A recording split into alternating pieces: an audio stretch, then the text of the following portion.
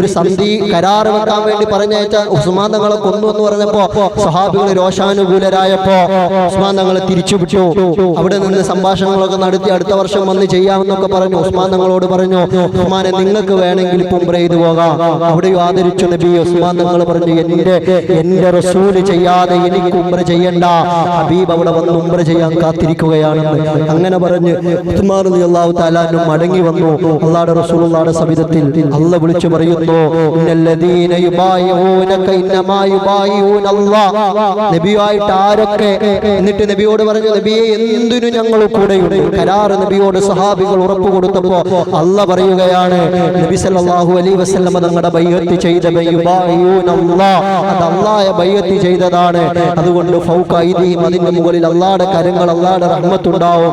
വമൻ ഔഫാ മിൻ ആഹദ അലൈഹില്ലാഹ ഫസയൂതീഹി അജ്റൻ അലീമ. ഖുർആൻ പറയുന്നു, ഈ കരാർ ആരെങ്കിലും പൂർത്തീകരിച്ചാൽ, നബിയോടൊപ്പം നിൽക്കുന്നവരായാൽ, അല്ലാഹുവിന്റെ ഹബീബിനോട് ചേർന്ന് നിൽക്കുന്നവരായാൽ, അല്ലാഹുവിന്റെ റസൂലിനോടുള്ള സ്നേഹം ശക്തിപ്പെടുത്തുന്നവരായാൽ, അല്ലാഹുവിന്റെ ഹബീബ് പറഞ്ഞു തന്ന കാര്യങ്ങൾ ജീവിതത്തിൽ ചെയ്യുന്നവരായാൽ, അല്ലാഹുവിന്റെ ഹബീബിനോടുള്ള കരാറുകൾ മുഴുവനും പാലിക്കുന്നവരായാൽ, വമൻ ഔഫാ ബിമൻ ആഹദ അലൈഹില്ലാഹ്, അല്ലാഹുവോടുള്ള കരാർ മുഴുവനും പാലിച്ചവനാണ്. ഫസയൂതീഹി അജ്റൻ അലീമ, വന്നമായ പ്രതിഫലങ്ങളുടെ കൂമ്പാരം അവൻ അല്ലാഹു സമ്മാനിക്കുമെന്ന് സൂറത്തുൽ ഫതഹിൽ 11-12 ആയത്തുകളിലൂടെ അല്ലാഹു തന്നെ വിളിച്ചു പറയുമ്പോൾ, ഇനി എന്താ നബിയെ കുറിച്ച് നമുക്ക് പറയാനുള്ളത്? ഇനി എന്താ നബി ആദരിക്കുന്നതിനെ കുറിച്ച് നമുക്ക് തെളിവേണ്ടത്? ഇനി എന്താ നബിയുടെ മധു പറയുന്നതിനെ കുറിച്ച് തെളിവേണ്ടത്?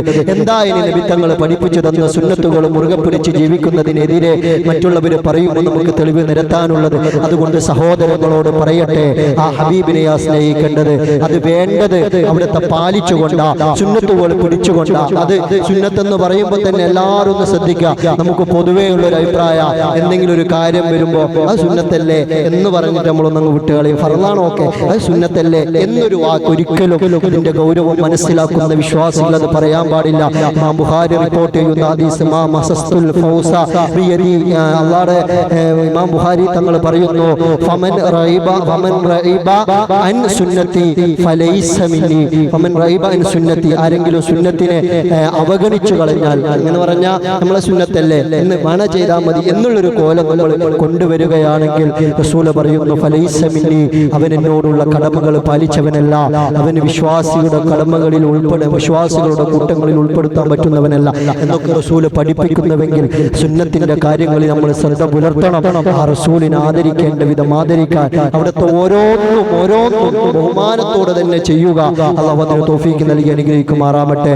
ഇമാം അഹ്മദുൽ ഫദ്ലുൽ വൈഹി റളിയല്ലാഹു തആല അൻഹു റസൂലുള്ളാഹിയുടെ കാലങ്ങളായിട്ട് കൈമാറി വന്ന ഒരു വില്ല് കൈ കിട്ടിയപ്പോൾ അദ്ദേഹം പറയപ്പെട്ടിട്ടുണ്ട്, മാ മസസ്തുൽ ഫൗസ ബിയദി ഇല്ലാ തഹാറ, ശുദ്ധിയില്ല, വുളൂഅോടെ അല്ലാതെ ഞാൻ അത് കൈയോട് തൊട്ടിട്ടില്ല എന്ന അത്രയും ആ ഒരു വില്ലിന് പോലും നബി ഉപയോഗിച്ചത് കൊണ്ട് അതിനെ ബഹുമാനിച്ചിരുന്നെങ്കിൽ സഹോദരങ്ങൾ ഓരോന്നും നമ്മൾ അങ്ങനെ ബഹുമാനിക്കുക. ഒരൊറ്റ ചരിത്രം കൂടി പറഞ്ഞ് ഞാൻ അവസാനിക്കുകയാണ്. സയ്യിദുനാ അബ്ദുല്ലാഹി ഇബ്നു മുബാറക് റളിയല്ലാഹു തആല അൻഹു പറയുകയാണ്, അദ്ദേഹത്തിന്റെ ഉസ്താദായ ഇമാം മാലിക് റളിയല്ലാഹു അൻഹു ഒരു ദിവസം അല്ലാഹുവിന്റെ റസൂലുള്ളാഹിയുടെ ഹദീസ് ക്ലാസ് എടുക്കുകയാണ്. അല്ലാഹുവിന്റെ ഹബീബിന്റെ ഹദീസ് ക്ലാസ് എടുക്കുമ്പോൾ ബഹുമാനപ്പെട്ടവരെ ഒരു തേള് വന്ന് കുത്തുകയാണ്. കുന്തു ഇൻദ മാലിക് യുഹദ്ദിസുനാ ഫലഅദഅതുഹു അഖറബ്, ഒരു തേളാണ് 16 മറ, 16 വട്ടം കുത്തുകയാണ്, 16 വട്ടം കുത്തുകയാണ്.